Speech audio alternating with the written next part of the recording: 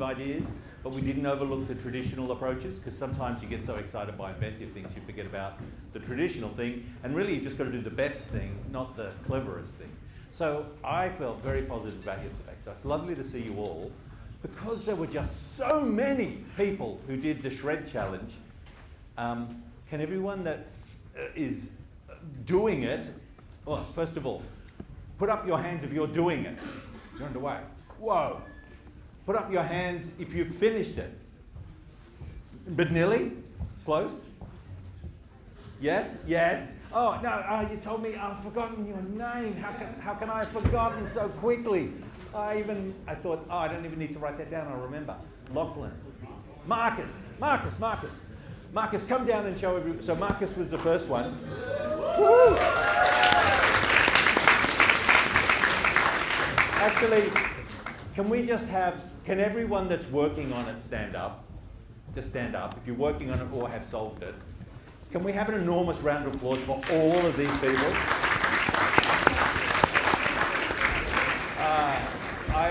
I was so amazed that so many people were trying it. Someone actually got it out in the lecture theatre while I was shredding it for other people.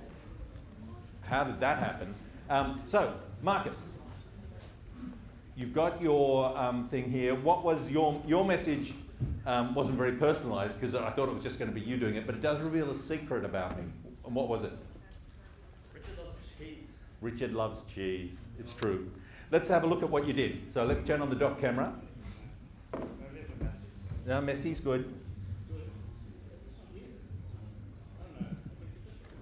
Look on the phone. Yeah, on the phone. He's fine. There we go. Hopefully, the dock camera. Oh, it's got a light. We probably don't want that. There we go. Dock camera. Is it displaying? Yeah. Yes.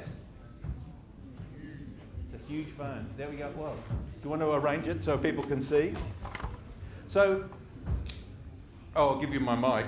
I'll just stand near you so everyone can hear. Set up. What's this doing? Maybe if I hit menu again, that'll go away. Yeah. There we go. All right. So, can you tell everyone what was your approach? So I remember the card that Richard gave me, and I know one side probably had text in it since it was for marketing. So it had text. Yep. So I was turned off. Keep going. So I decided to focus on the sides of text, so I could put together at least like a paragraph or something.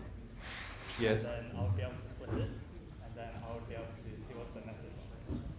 Oh, I'm not going to get this working. Okay, so you found words, you assembled words, which we saw briefly on the camera there, a series of parallel words. You then assembled the words to make sentences. Yeah. That's like chunking. It's a very clever strategy when you've got a really big problem, is breaking it into smaller chunks. Divide and conquer is, you've probably seen the strategy used in search and in sort is often amenable to this strategy. So yeah, that was really good. So you found the words, you put the words together. How long did it take you in total? Like 4 hours. 4 hours. Lecture finished at 8. It was like 20 past 1 in the morning. 20 past 1. All right. Can we just give him an enormous round of applause? Thanks. Well done.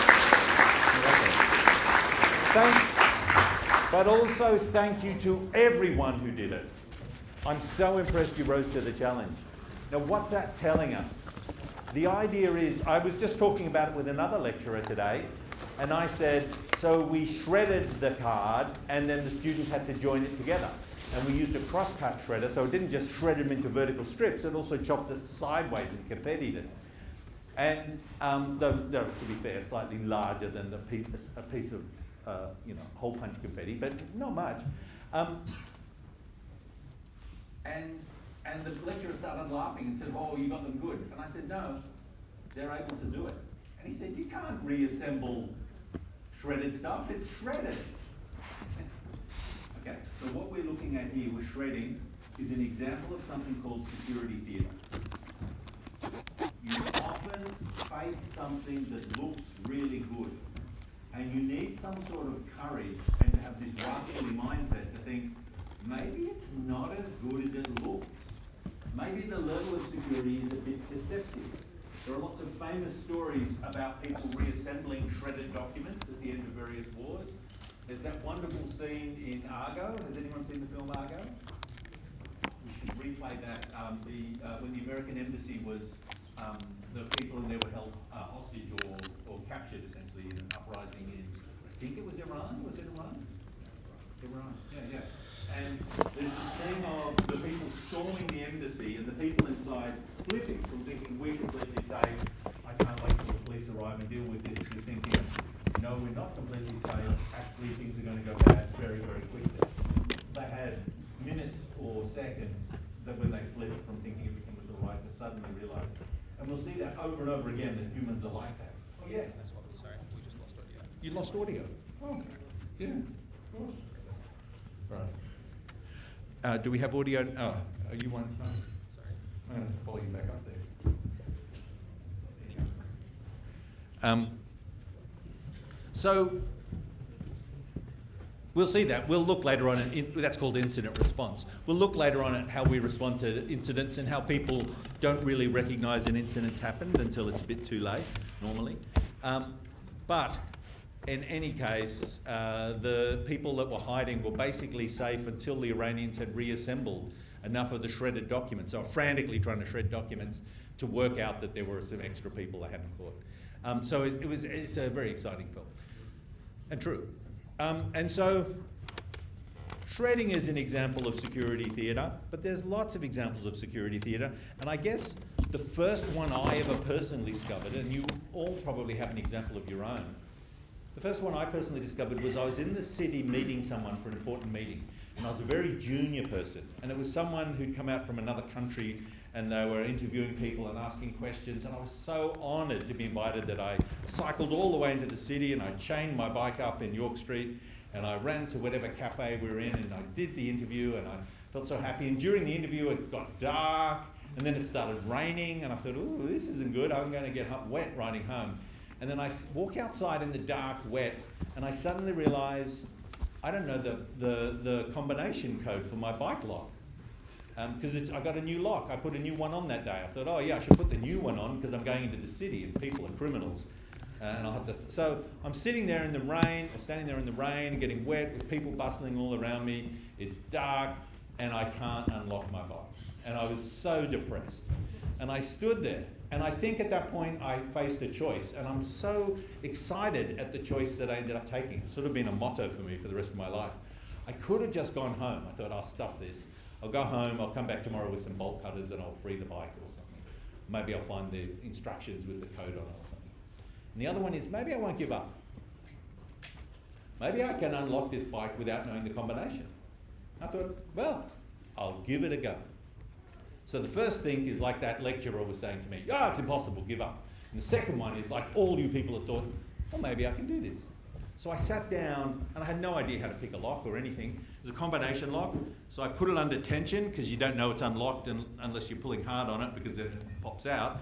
Put it under tension and I just rotated the wheels randomly in the dark. And I could feel this little sort of click when one of the wheels got in a certain position. I thought, oh, that's good. I'll put that one in that position. And then I left that one there and I started rotating fiddling with another wheel and nothing happened. So then I went to another wheel and I felt a little click on that one. I thought, oh, this is good. And those of you who know lockpicking know what's going on inside the lock. But essentially I had two, and I went and bing, within a very short period of time, a minute or two, my bike was unlocked. I always use that very expensive bike lock on my bike after that time, because I'm very short-sighted, and it was faster to open picking it than actually by setting the combinations. So I used to just set it up and then just go, poof, and open it up. So locks are another example of security theatre, and we will do some lock picking at some stage. And if you go to the conference, there'll be a big lock picking table where we'll teach you how to do lock picking, because it's great to see that. I was at a conference. Leary, are you here? I think Leary was there too. I was at a conference with some very senior judges, and I was teaching them about security and all sorts of things. And as the breakout activity, I got them to pick locks. And they said, you can't do that. And I said, no, here's how you do it. And they go, oh, wow. And they're very competitive, I guess because they've risen up through the legal system and then the barrister system, and they're just hyper-competitive people. So they're all going, well, I'm going to get it first, I'm going to get it first. And one of them would knock the other one and knock their thing on the floor so they couldn't do it and put smoke in their eyes. And anyway, and they're all going, and someone gets it and they're, whoa, she's so happy, and the man next to her is really cross. But anyway, I thought later on, why didn't I take a photo of that? A room full of judges all picking locks. That would have been very funny. But they were equally surprised. So this is security theatre. Security theatre is something often has the veneer of being secure, but if you actually probe it and test it, you find it's not secure. So that's one of the things we're going to add to our checklist of things we need in our state of mind. We're always going to probe and test things. And when someone says, this is secure, we're going to go, ooh, not, oh, okay. We're going to go, challenge accepted. So there's a movie called Indiana Jones. Has anyone ever seen that? It's a very old movie with Harrison Ford. Oh, you've seen it? Oh, fantastic. And the Raiders of the Lost Ark is the one I'm thinking of. And they find the Ark of the Covenant, and it is this, as they describe it, this terrible weapon that can do anything. It melts people's faces and does all sorts of things because it's just this holy thing full of electricity or something. And so the long film goes on. They're trying to stop the Nazis finding it. The Nazis find it. They have to get it back from the Nazis because if the Nazis had this terrible weapon, who knows what would happen. They finally get the weapon back. And there's this big climactic scene, and in the end, Indiana Jones prevails, and the Ark goes to the good guys. And then there's this final scene, which Spielberg didn't have to put in, but I'm so glad he did. There's this final scene where Indy is sitting in an office with the other guy from his uni and two anonymous guys from the FBI or NSA or Secret Service or someone, and they're in identical, boring sort of Secret Service clothes. And he says, "Where is it? Where's the Ark? You know, where did it end up? You know, can I see it? Can I get it now? Because, you know, I'm this historian." And they said, no, don't worry. We've got it away and it's being examined by top men. And he said, well, who? I know the field. Who's examining it? No one I know says they're looking at it. You know, who are the top men? And there's this pause and they go, top men. And then that's the end of the scene. They're just saying, essentially, shut up. We've got top men looking at it. And always on the TV, the government introduces something, whether it's, you know, COVID vaccination things or this current new proof of age that you can prove you're over a certain age in order to use social media, or, and it's got all these challenges and problems to it that we're skeptical about and we're asking questions. And the constant response from the government is, don't worry, we've got top scientists at the ASD looking at it, or don't worry, we've got our cyber experts looking at it, they're really good or something. And whenever they start saying, don't worry, it's all under control, we're looking after it, my wife and I always just look at each other and go, top men. So I'd really like you to have that sense that when someone claims something is secure, either by authority, don't worry, I've got some brilliant people looking at it, or just it looks complicated by shredding, or it looks unlockable, unbreakable, because locks sort of have that persona of being unbreakable, especially if they're expensive. You think they must be super unbreakable. Whenever that happens, I just want you to think top men and laugh hysterically and then give it a go. And you'll be astonished, especially with physical security measures, how easy they are to circumvent. All right, so yesterday we finished, I was talking about this weird acronym, DAEH. And we did the D. The projector's not working? Oh, thank you so much.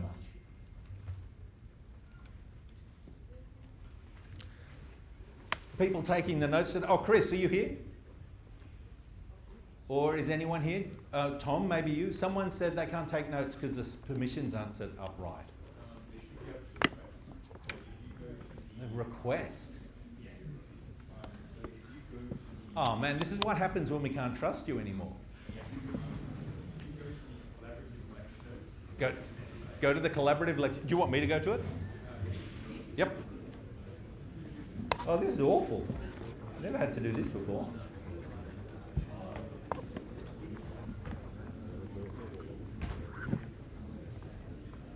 Collaborative lecture notes. Oh, my computer's very slow. Web CMS is very slow.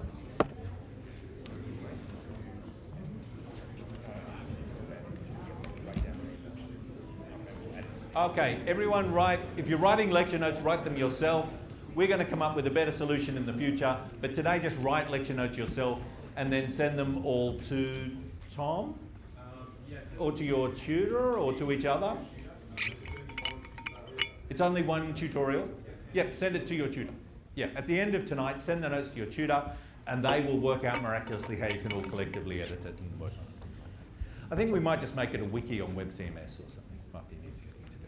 All right, sorry about that. But yes, please do take notes if you're in the Friday 9 tute for 6441. And in the second hour, if you're in the Friday 11 tute for 6441, or I can't believe it, I always get that course code wrong. It's getting better. It's not 3034, it's 3040. I guess because of a technicality, you don't have to take notes now. So here are the things. The first D is for just this sort of thinking like a defensive person. I mean, it's important to think like a defensive person, but I sort of want you to move beyond that to think like an attacker and get the attacker mindset. But then the next thing is E, and then we've got H. What's E stand for? E is, for me, well, let me tell you a story.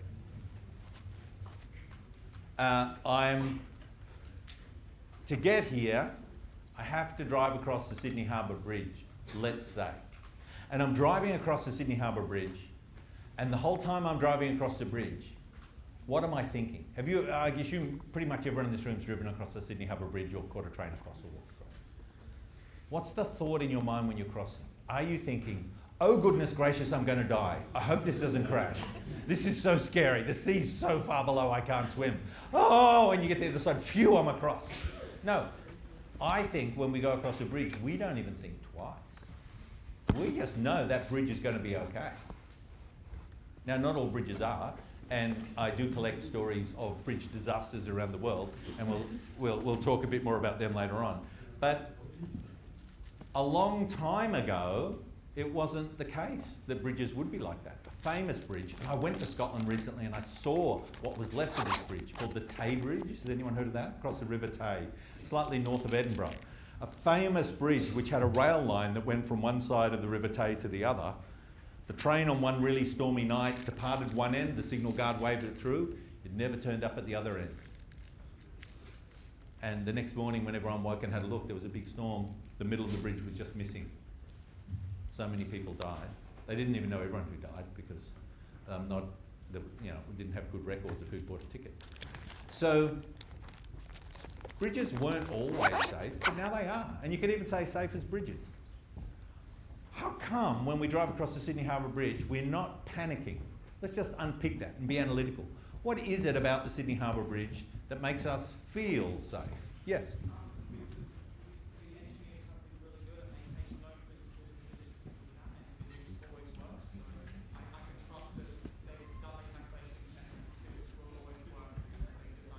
That's a great answer. What's your name? Adam. Yeah, great answer from Adam. He can trust it because it's been built by engineers and the design's been checked by engineers and they follow the rules of physics and they understand them and physics always works and the engineers do make sensible, informed decisions based on those rules. And there are structural engineers and geophysical engineers and engineers that do the footings. Yeah, what were you going to say? It's been standing for 80 years or however long it has been. So Oh yeah, it's been working for a long time and hasn't crashed yet. What's that? It could be defender mindset to think like that. We will later on. I actually get very excited in a slightly weird, morbid way whenever a volcano erupts. I'm always interested in, whenever there's a disaster or anything like that, I'm very interested in what the people said before that. And I'll hunt back through news articles and things like that. So the people that are living around the volcano that say, we don't have to evacuate, it is rumbling, but it's never erupted before, it's okay. So some things never happen until they do, and we will look at volcanoes and things later on actually, because it's very interesting. Things that are not very likely to happen, but things that when they do happen, it's catastrophic. We sort of have to deal those things otherwise. But yeah, I'd say 90 years of people driving across it without even a wobble is pretty good evidence. There is a famous bridge in the US. Now, I'm not thinking of the Tacoma Bridge, I'm thinking of the one where the ring snapped. Does everyone know this bridge? I can't remember what it's called. Was it the bridge that was vibrating? No, that's the Tacoma Bridge, the one that oscillated with the frequency of the wind. No, there's another one where a ring snapped. I'll show you tomorrow, or next time we get together. And actually, I was at NIST, the National Institute of Standards, the people who did the investigation into the breaking of that bridge. And I was so excited because I've, taught it for years. And they have the ring there, the ring that broke. I will show you a picture of the ring. But yeah, okay. So yeah, but that it hasn't broken yet gives us some confidence, though it's a bit hard to work out how much, but it certainly gives us some. Yes? Another reason is that the bridge is considerably stronger than it needs to be. All those engineers do those calculations, and then they add a big factor of safety on top of that in case their calculations are a bit wrong. That's right. That's right. I'll just repeat that if you didn't hear. It's much stronger than it needs to be. The engineers have a big margin of error built into the bridge. Yeah. I think in our lifetime, in the area, also other bridges haven't collapsed. I think if other bridges are collapsing, we'll probably be more nervous. Yeah, we haven't seen other bridges collapse. So bridges built by Australian engineers tend to not collapse. So that gives us some confidence. But, if in our country bridges built by engineers there's some countries where the authorities that have to certify things are sometimes a bit corrupt in some countries. And then when that happens, you do see a series of, you guys are like... yeah. Well, sometimes, yeah. I would be a lot less confident in an Australian apartment building than I would be in Yeah, it'd be less confident in an Australian apartment building. Okay, so can we just disentangle that? I think, if I can summarize, the reason that I'm confident on a bridge is because it has involved engineers. And engineers are a special thing. They're recognised by the government. They have certain powers under certain legislation or under certain, they are allowed and in fact required to certify things under some rules and regulations, so they're recognised by law. It's a profession that's been around for a long time. What is a profession? Cybersecurity is not a profession, so we'll talk a little bit about what that is. But I just want you to think, how come we can build a bridge that doesn't fall down, but we can't make a computer that can't be hacked?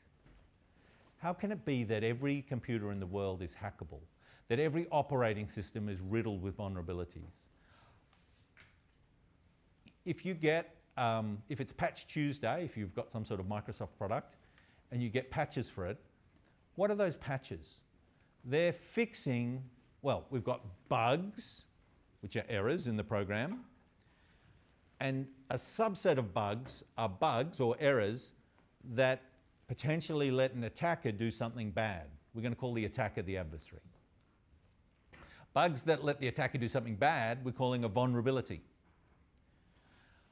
Finding a way of doing something bad, writing a piece of software that does it, or interacting with the system in a way to cause the bad thing to happen is called an exploitation of that vulnerability, and the mechanism for exploiting it we call an exploit. So what's happening when you get on Patch Tuesday is there's a bazillion updates. Some are just functional ones, but a lot of them are security patches, and that means someone's found a vulnerability. Microsoft's found a vulnerability in one of their programs, or 50 vulnerabilities in 50 of their programs, and they're issuing patches to patch and fix that vulnerability.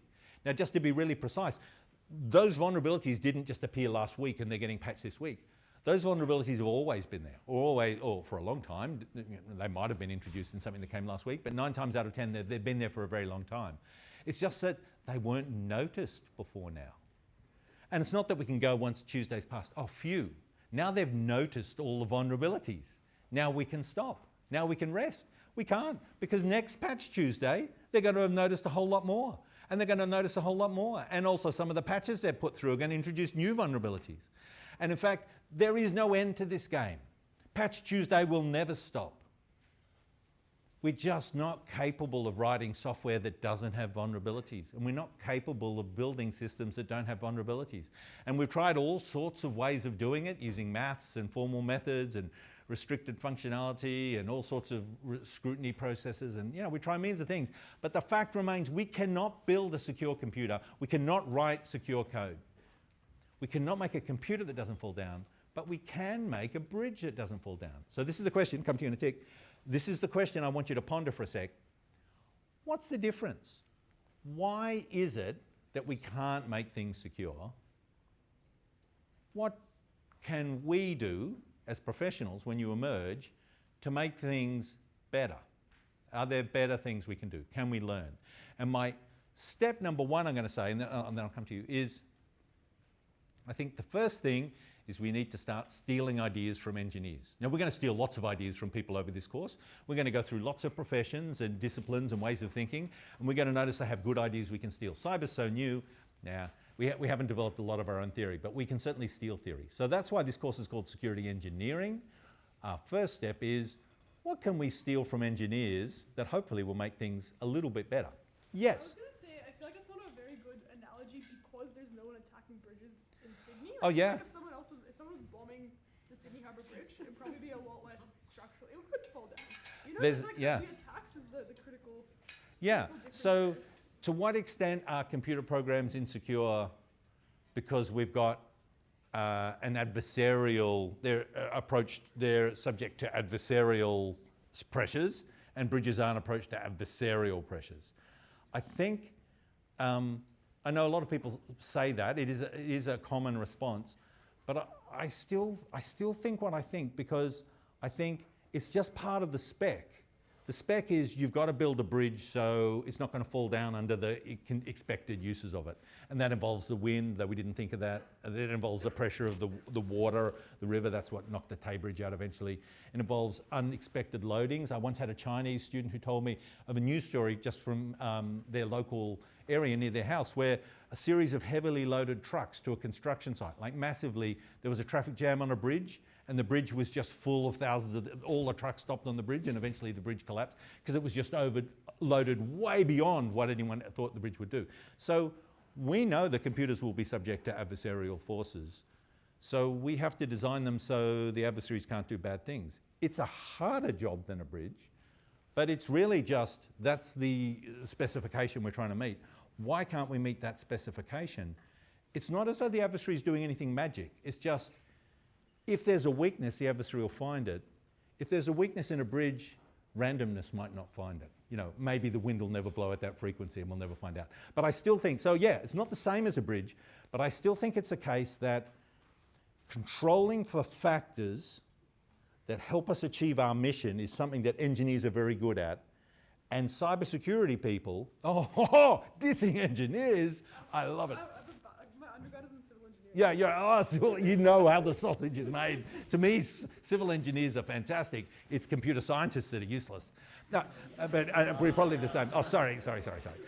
You know who's really useless? How long have they known about global warming? Those little bastards. They've known about it forever. They've been so ineffectual, and all they do is they go to conferences and go, oh, climate change is happening. Oh, it's not magically being fixed. Oh. And I think, gee, you knew about it. Why didn't you do something about it? Heaven's sake. So hopefully we're not going to do that. We're not going to be cyber people that go around going, all these bad things are happening. Hopefully we're actually going to try and fix them because we're engineers, not complainers. Yes? I mean, good luck trying to build a bridge that will survive constantly being shelled by artillery or having planes crash into it. Or Well, you just have to build it to meet the spec. I think the difference is that with bridges, Yeah. it is very hard to be an adversary because the military will come and stop you. While if you're trying to hack computers, you can just hack them in the comfort of your bedroom from God knows. Yeah, so bridge building is very different to making a computer. Yeah, it's much easier But- to be adversary. Yeah, it's much easier to see that there's a mistake because the adversary has a much greater hand, because anyone can go and fool around with a program anonymously. You fool around with a bridge, people will start asking questions. But nonetheless, the underlying thing that's shocking me is not that the computers crash, not that they're constantly exploited. The thing that astonishes me is on every Tuesday, we find a range of ways that someone could have attacked it. We find that we had built it thinking it was secure, confident it was secure, and then we find we've made mistakes. So yeah, absolutely, bridges, programs, very different. But how can we have some sort of confidence? Because it's not that it's insecure because there's some magic new thing the adversary thought of. We've known about format string vulnerabilities. How are they still there? We've known about all these things. How are they still there? There's a failure of process going on. Yeah, absolutely. So what I'd like us to do, not saying it will solve all our problems, it's just one of the letters that we're coming up to, but that will improve our practices, and we don't currently do it, is we need to bring engineering to security. It's not going to be enough, but it's going to be a step in the good direction. So that's what we're going to explore a little bit in the Monday lectures from now on, is we'll start looking at engineering ideas. But I just wanted to tease some of them out today. What is it? I want you to think yourselves, what is it that engineers do?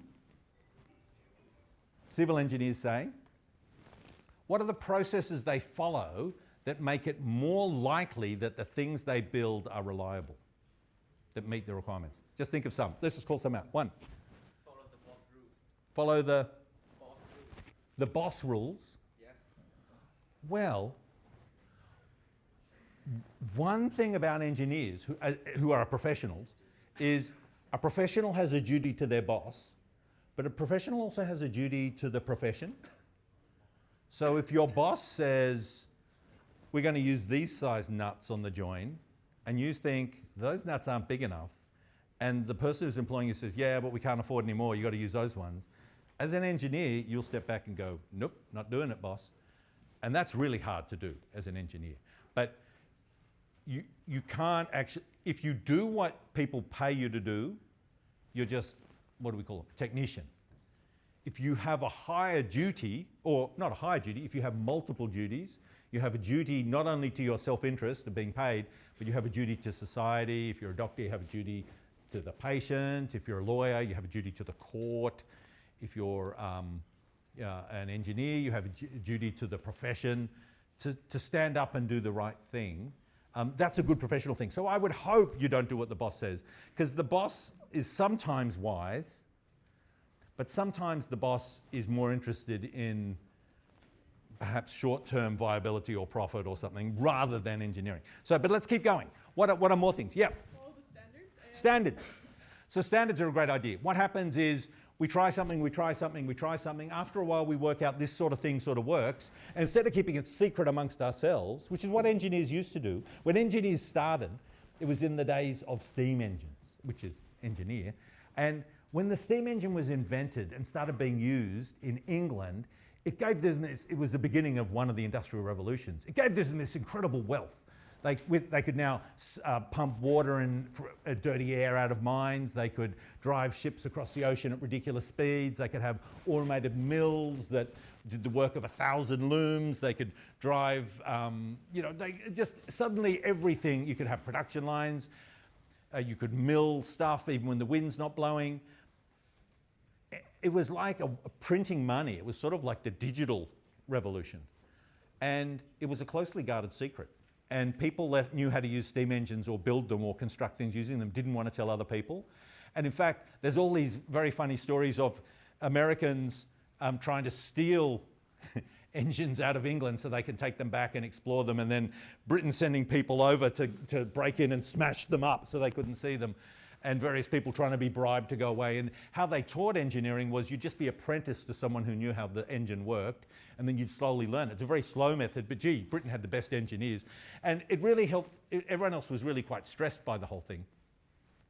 And eventually in Paris, they came up with this great idea. They said, let's create something called the Polytechnic, which is a place where you can go and rather than learning by apprenticeship, we'll teach you at scale. We'll teach everyone about engineering. And some of the ideas they came up with then were breaking away from this secret idea, which lets you make monopoly profits. The idea that let's all work together as a profession at scale, and if one of us discovers something, let's share it amongst all of us. And that's what a standard is. So you start to work out, the wisest people, how thick should that nut be? And everyone debates about it. And you go, well, I reckon in this circumstance, you should always use a 5/8 nut. So then that becomes a standard. Then when you build a bridge, someone will say, I want you to build this bridge, and you've got to follow this standard. And you go, okay. And then suddenly now using all the right nuts. And your boss can't say do something else because then it doesn't comply with the standard and it won't get signed off. So absolutely, standards is one. Let's keep going.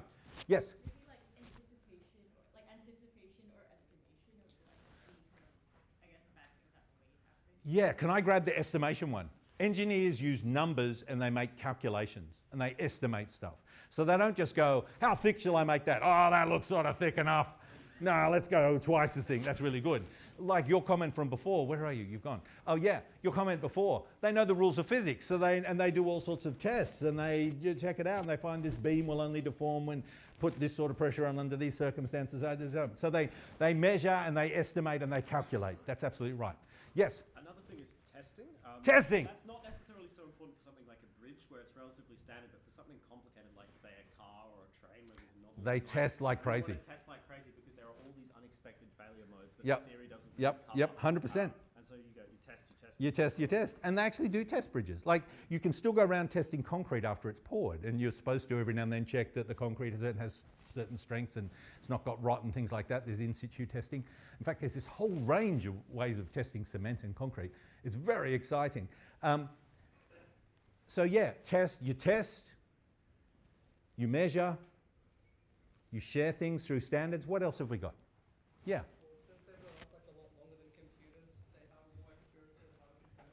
They know more about failure. Yeah, this guy mentioned failure modes before. That's really good. A way of failing is a failure mode, and that's common knowledge and it's shared. And then you sort of said, you anticipate, you try and work out what could go wrong. Once you know all the failure modes, then you know you need to test against all the different ways things can fail. That's a great point. Yeah. Engineers use models of physical systems. Engineers make models and test the models. So they might do,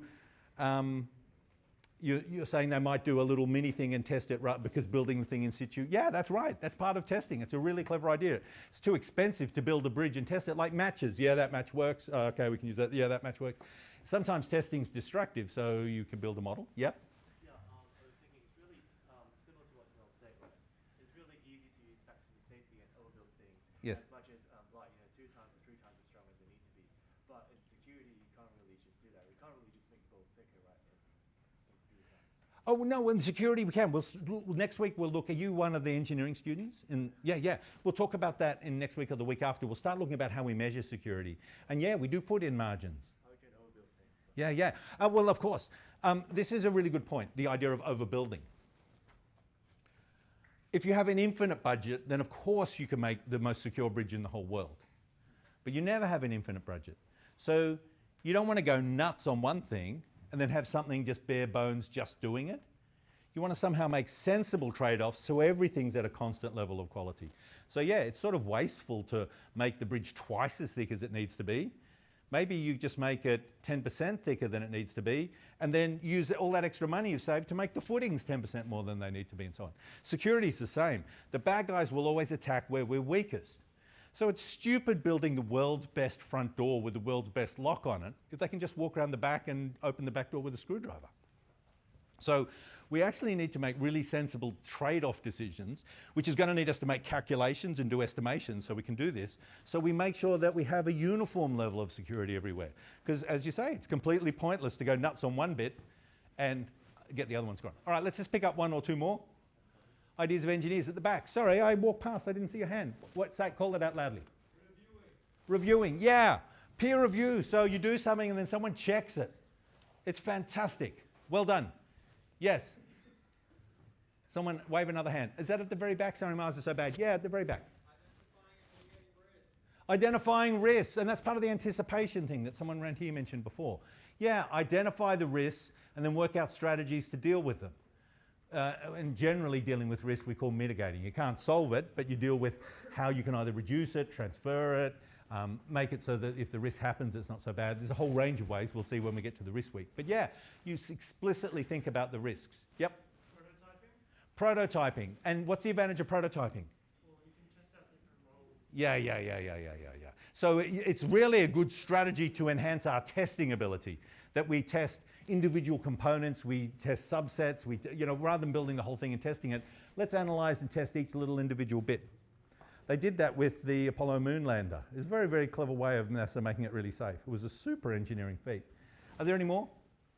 Yes? Retrofitting to account for new increased risks. So for example, now constant monitoring, closing the loop sort of thing, or part of it. Yeah, for example? well, now there's a climate change factor that you're meant to use in modes because there's increase in speed and increase. Yeah. So don't just build, set and forget and walk away. Somehow keep a record of what you've done and why, so as new risks become realized in the future, you can go back and make appropriate adjustments. Yeah, and we'll take one more. Yes? Creativity. Tell us about that.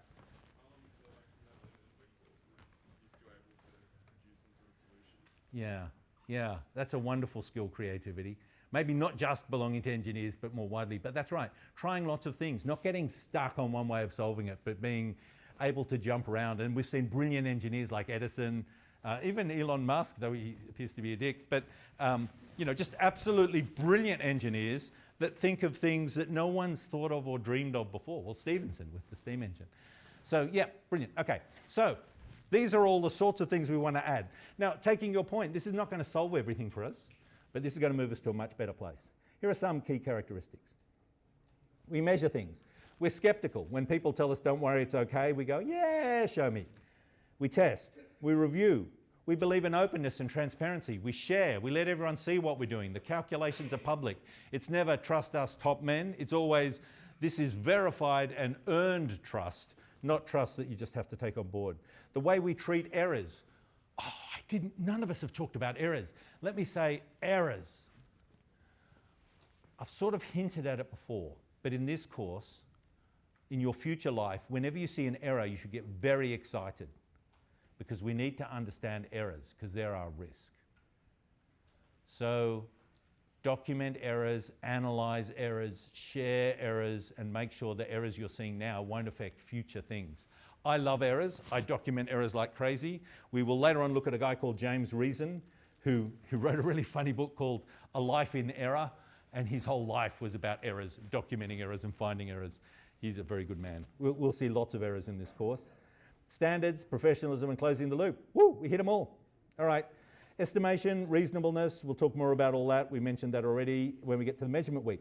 Just racing through now. Why do things fail? We'll look at we've got a week on safety where we'll look at safety science, which looks at why things fail. I want you to just start thinking about it now. Why is it that amusement park rides don't work sometimes and kids get killed or injured?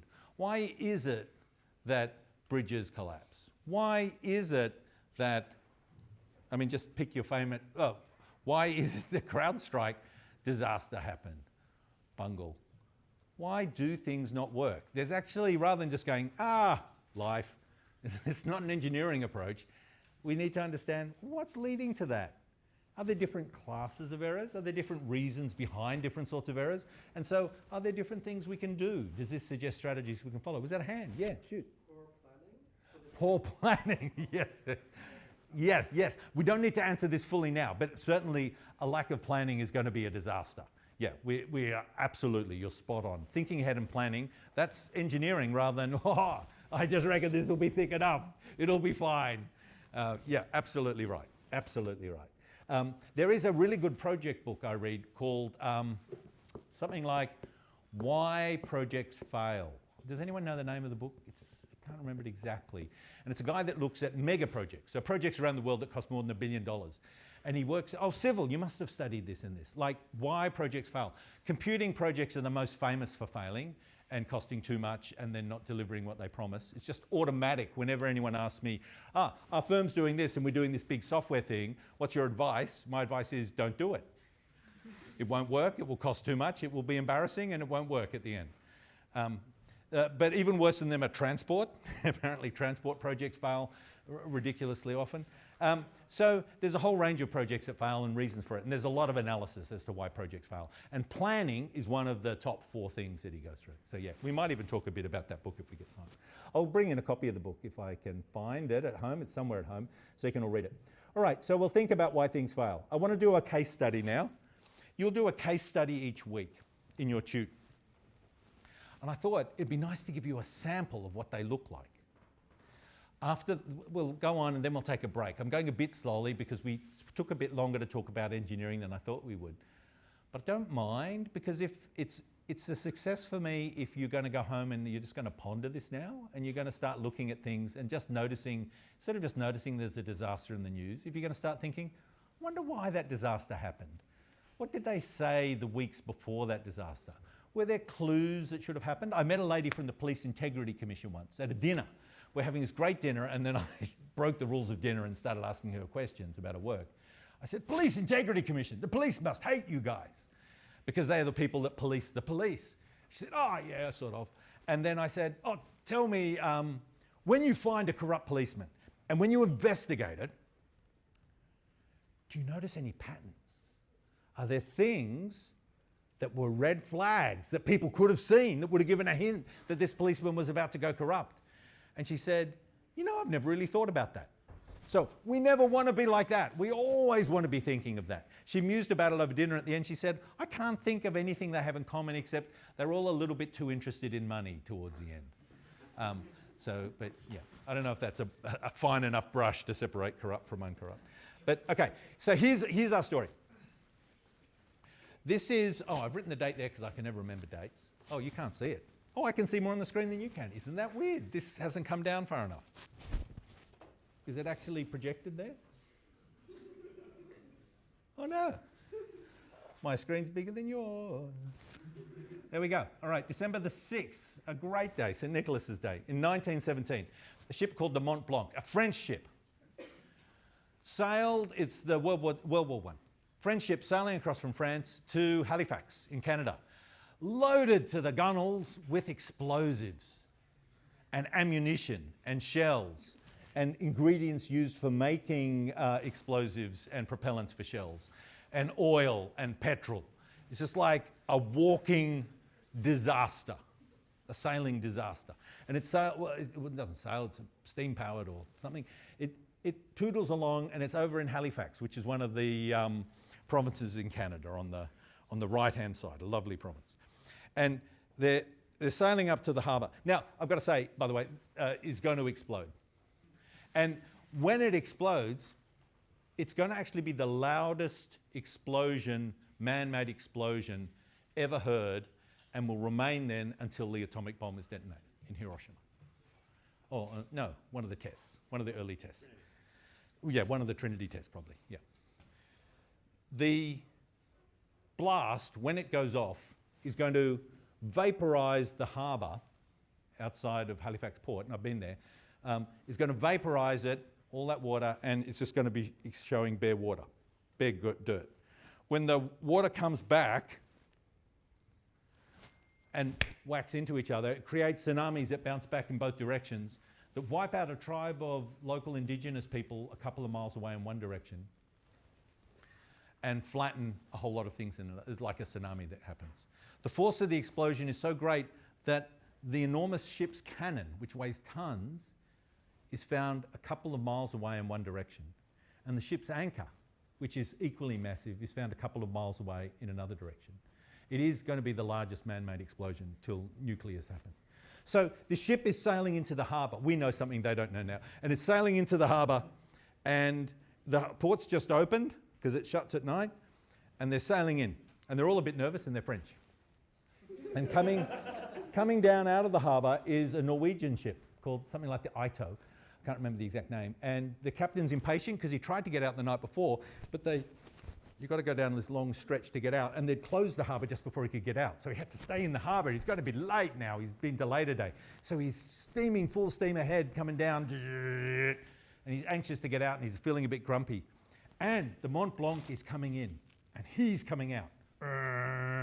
Now, there's a rule. You have to give way to the left or right. I can't remember. One I used to know.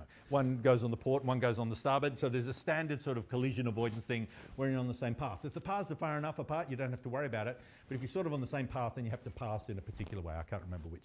And in any case, the Mont Blanc has right of way. And the Ito is sort of streaming towards her. And the captain of the Ito says, essentially, I'm making this up, but let's suppose, he says, those silly French people, he said with a fake French accent, they're so terrible. Have you noticed how bad Norwegians are at doing French accents? It's terrible. And he said, don't give way, just go straight ahead. We're not going to veer. Blow the horn instead.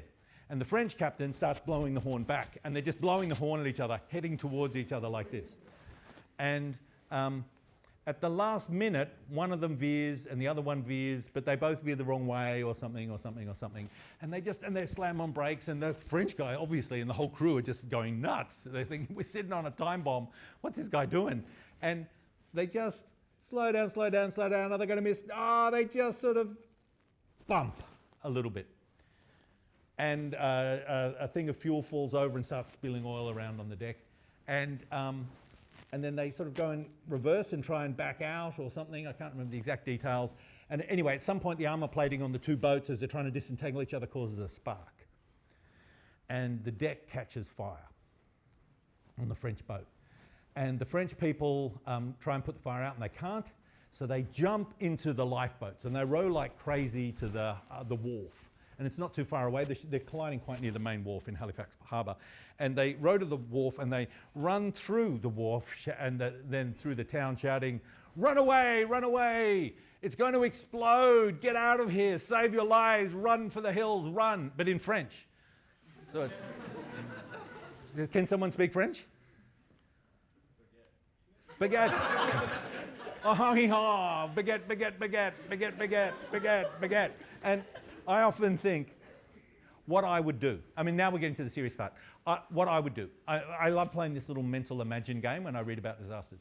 I just suppose I'm sitting at the cafe. It's a lovely morning on Halifax Harbour. Maybe I've just met someone who's really nice and we're just in love and we're holding hands and we're having a baguette. And she says, what are those French guys shouting? Did you hear that? Someone said, "Le bombe" or something? And I'm going, yeah, I wonder what it was. And we look around, no one else is running. And we just stay eating, I think. So what would it take when a group of crazy French people run through saying, "Run, run, flee, flee, flee"? What would it actually take to make you change your behaviour and to run and flee? I don't know, but it didn't, whatever they did didn't work very well. So we know they ran through because they ran past the train station, and as they went past the train station, they did manage to persuade they explained to the people in the train station what was going on. They did manage to persuade them to flee. So all the people in the train station fled. So, so the ship drifts closer. It takes about 20 minutes before it eventually explodes. They put tenders out, they put little boats out with hoses on it, the port authorities trying to squirt water on it, trying to put out the fire. People start gathering because it's a really interesting thing, so a lot of people are gathering looking at it. When the explosion goes, it flattens a square kilometre, I can't remember the exact number, but it kills 1,000 people straight away. I mean, the town is like matched. The weird, unusual thing about it, and it's a slightly happy thing, only slightly, that the people watching it tended to get their eyes shredded if they're out of the eye blast range. And so actually, one good thing is for years afterwards, if you had an eye problem in the world, the best eye surgeons were in Halifax because they'd just done so many operations and had so much experience doing it that actually Halifax got a name for eye surgery. But the devastation was awful. You know, it just killed people and it wounded thousands of people as well. It was an incredible and awful explosion. Now, the challenge for you is, that's the background. This is how a case study works. You find the background. Normally it's not us telling you a story. Normally it's us saying, read some stories about this. Read about Halifax Harbour, I'd say. Go and here's some sample articles on Halifax, but you can find your own if you want to. But spend some time, half an hour, going away, understanding Halifax Harbour and what happened. And then when you turn up at the tutorial and we do the case study, we're going to get you to do some analysis. Here's the analysis we used to do when Halifax was one of the tutorial questions. We'd say, the Mayor of Halifax has appointed you to head up a commission of inquiry. You are to make recommendations of what the lessons learned from the accident should be for the city of Halifax, and in particular, what legislation or rules or changes he should make in light of this thing having happened. What can they learn from it? So that's your job. Now I'd like everyone, and you can talk to one or two people around you or just think by yourself for a bit. Let's spend like 4 or 5 minutes now where you just think about that. What are your recommendations? When we do this sort of case study, we always ask for a certain number of recommendations. So give that number of recommendations. I'll give you a clue. In the early days, people would give a different number of recommendations. Or they'd say, yeah, I thought about it. But no, we actually want recommendations. We need you to make a decision. Every case study involves making a decision, not just understanding something, but making a decision based on that understanding. So I want you to recommend, let's say, 2 recommendations for the mayor. And, as always we will do in this course, I want them ranked. So the most important one first, the second most important one second. So talk now amongst yourselves, We'll leave it for 5 minutes. At the end, I'd love to see and hear your recommendations, your most important and your second most important recommendation for the Mayor. Go.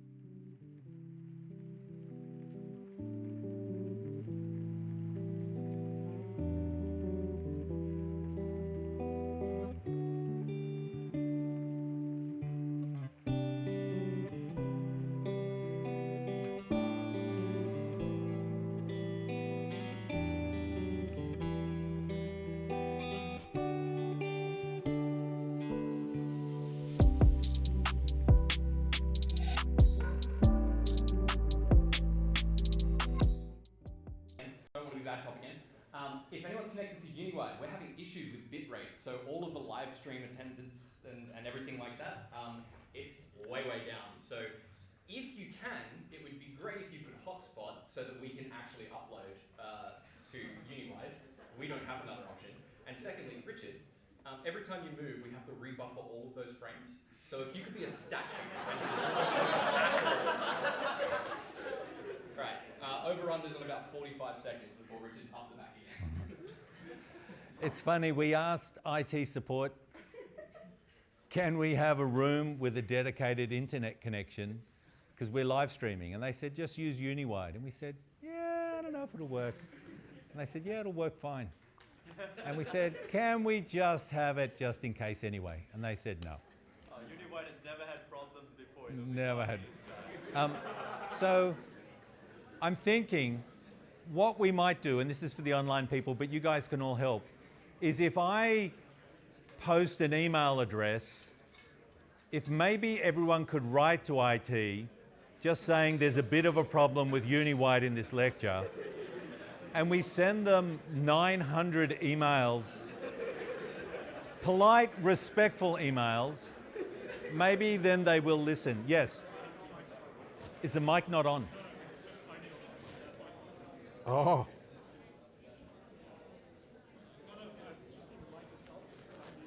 Oh, it needs to be more like this? Ah, you can see the difference. Okay. All right. Now, hold that thought. You've hopefully all done some analysis. It's your first analysis, so you're not magically going to know what we're looking for and what we think is good and what isn't. Just good on you for doing it. If you attempted to not do it, if you thought, oh, I'll just sit here and do something else, or I'll browse the internet or something, and I just really won't engage, you're always welcome to do that. But can I just say, there's a whole lot of psychology about the difference between listening to something passively and getting engaged with it. And if you want to change, it's really good to get engaged. So if you're too shy to talk to other people, that's absolutely fine. I hate talking to other people.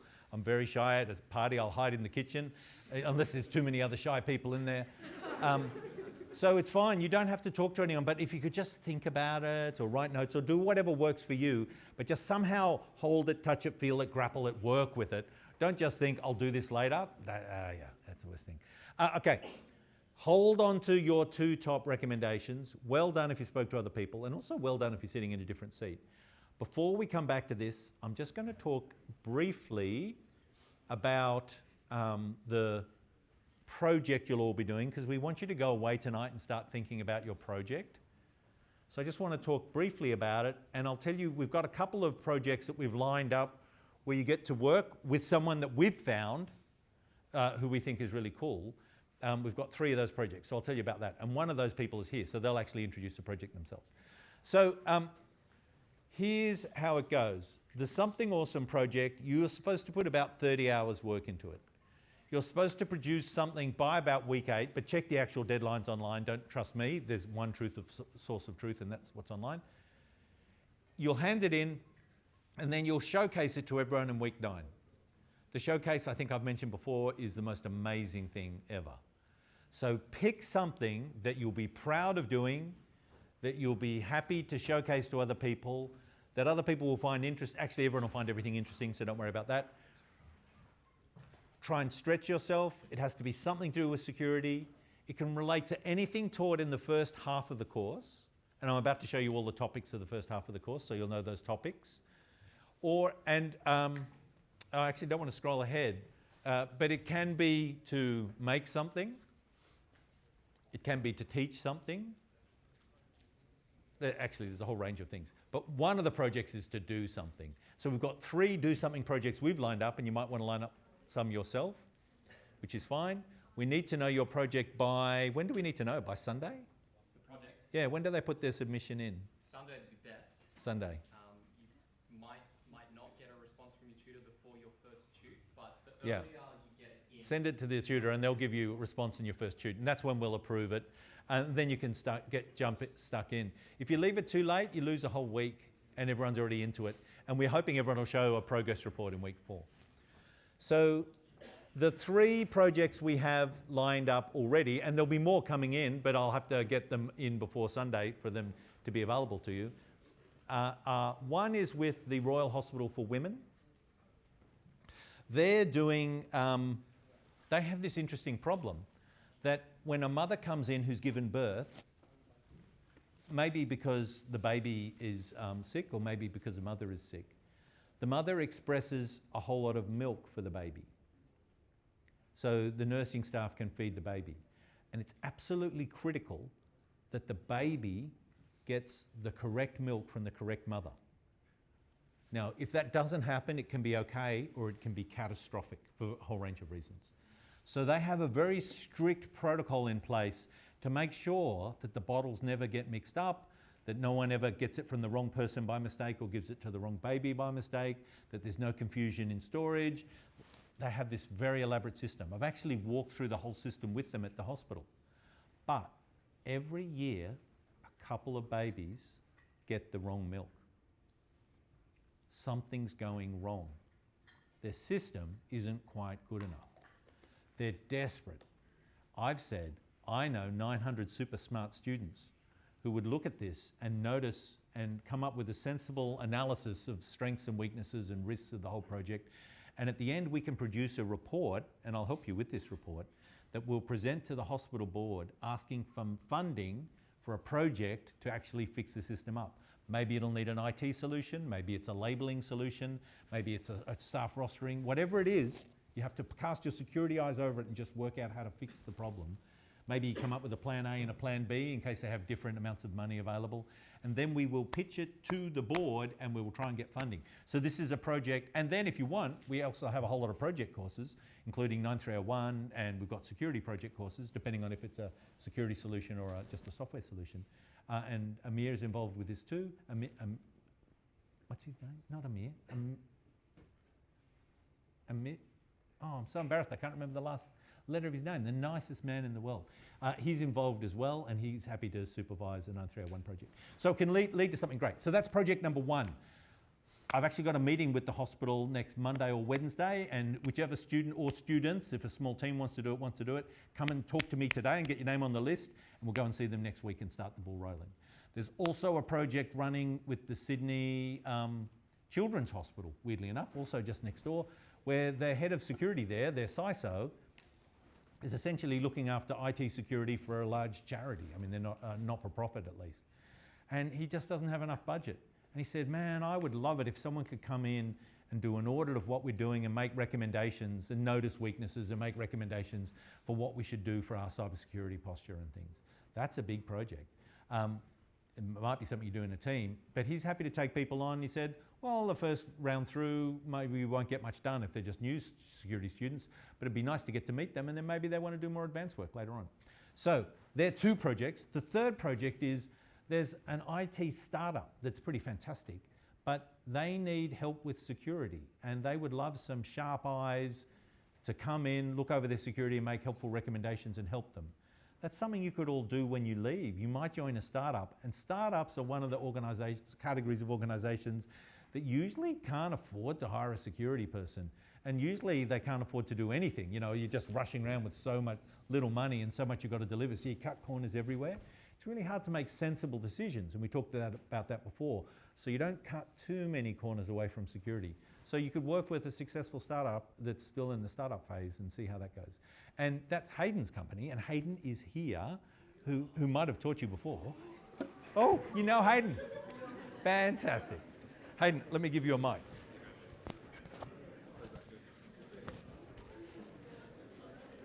Oh. This one. Yeah. We have to be together. You need both because they're both recording.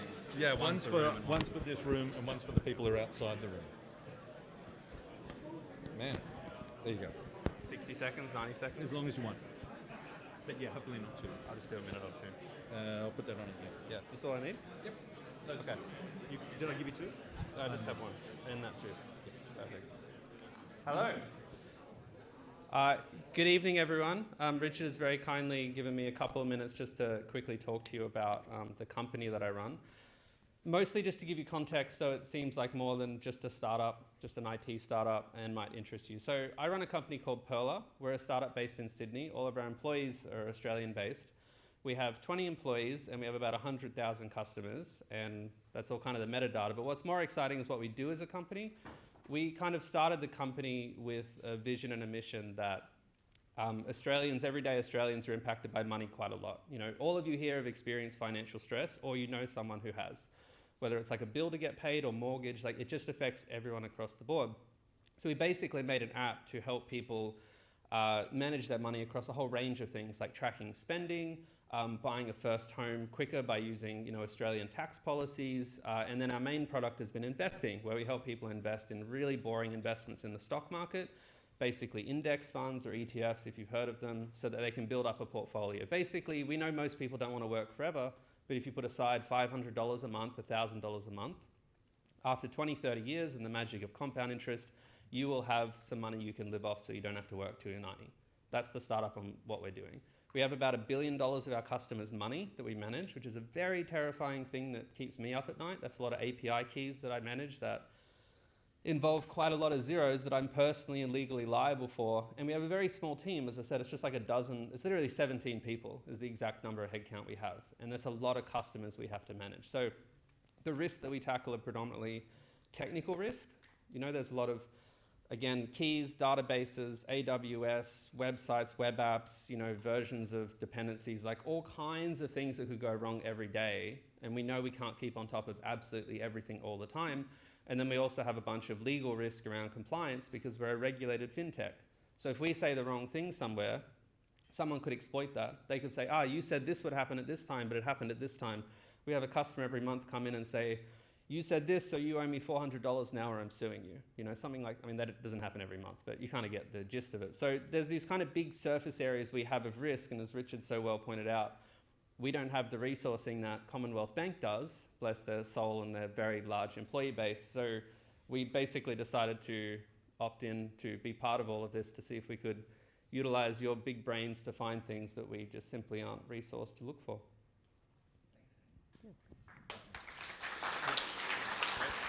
Oh, keep it for free. Okay. How many are you looking for? It's a good question. Probably like, you know, somewhere between 5 and 10. Oh, that's a lot. Yeah, we can double. I mean, there's like a point where you can bounce off each other a little bit, hopefully. But it depends on the group size. I'd say somewhere up to 10. Do you want lawyers? Yeah, lawyers would be great. It's actually funny because my friend, he runs another finance startup, and he told me that if he had to fire everyone, his lawyer would be the last person he fired, which kind of concerns me because half of our team are engineers. So I love computer scientists, right? Love computer scientists, love engineers. That's why our company's really technical heavy. So we'd love that help. But honestly, to the lawyers and law students in the room, you're also just golden to us because like we don't have a big, heavy compliance team. We have no dedicated cybersecurity staff. We have no like full-time legal counsel. We have some like part-time lawyers. So honestly, it's all good around every corner. Thanks, Andy. That's Great. fantastic. Thanks, Richard. Would you be right to start next week? Yeah. Right. Thank you very much. That's awesome. Well done. Thanks for coming. Have people been taught by Hayden before? Do you do the web course? Yeah. Oh, wow. That's a great course. Yeah, fantastic. See you. Bye. Let's all say goodbye, Hayden. Woohoo!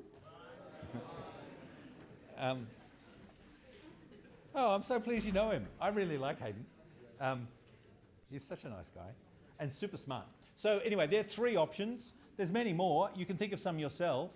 It can be anything. One year someone built an Enigma machine, that Nazi encoding, decoding machine out of Lego, and they designed it themselves. Someone designed a course to teach people about cybersecurity. Someone did, and this is something that might be of interest to everyone, someone did some freedom of information requests and GIPers. You have to put them in early because everyone's slow to comply. To find out about things, I would love if someone wanted to find out about speed cameras and traffic cameras. If you look around New South Wales now, every time you look up, there's a camera. And they're collected, the cameras are put up for a particular purpose, but of course the police always want access to the cameras. Police aren't allowed to put cameras up, but they're lucky they live in a society where all the other agencies are allowed to put cameras up. So it would be fun to GIPper them. GIPper is what you do if it's a state body, you're trying to get information, and they're supposed to tell us information, or freedom of information if it's a federal, and just find out, for example, I had a student do it once, what their arrangements are with police. And is it the case that police have real-time access to all cameras everywhere? And do they have access to all the Opal data in real time? And do they have access to the cameras on the stations? And do that, you know, it'd be really nice to know that. And that would be a fun project. It would also be challenging because they're bound to come back to you and say, we can't tell you that. Because, I mean, we'll see that when we get to privacy and data, but that's the job of the whole government, is not to tell you things, really. So yeah, you have a fun little to and fro getting information and seeing what you can find. So yeah, you might want to work out a GIPper campaign, or one of them costs nothing and one of them costs $30 to put in. And we could help you or connect you with people and show you how to put them in and give you advice on what to do. We did once interview in one year Matt O'Sullivan, the Herald's transport reporter, about how he puts in gippers, because he finds all the information he reports. There's a transport article every day in the Herald. He finds it out through Freedom of Information requests. He had all sorts of neat little tricks for how to get information even when they don't want to tell you. So that's another fun one. Or you might want to do anything. Yeah, the sky's the limit, but I want you all to start thinking about it. Now, let's resume to the lecture. Do you remember you had that discussion where we're talking about the Mont Blanc? Yes. Can I just have from some people, put your hands up and suggest something? What's one thing you'd recommend? Yep. Kiloton limit on the boats for the amount of explosive material. Limit how much explosives can be on a boat. Yep. I think like one of the biggest issues was kind of because it was like human error. Like I think the other like Human error in terms of the boats colliding. yeah, like we're just being stupid. So I think if you identify or like communicate what you're carrying, that can reduce. Communicate what you're carrying so people are less likely to be stupid around you. Indicate if you're carrying dangerous goods or Indicate if you're carrying dangerous goods. And trucks do that now. They have a little special symbol on the back, so if a truck's had an accident, you can look at the symbol and see what it's carrying.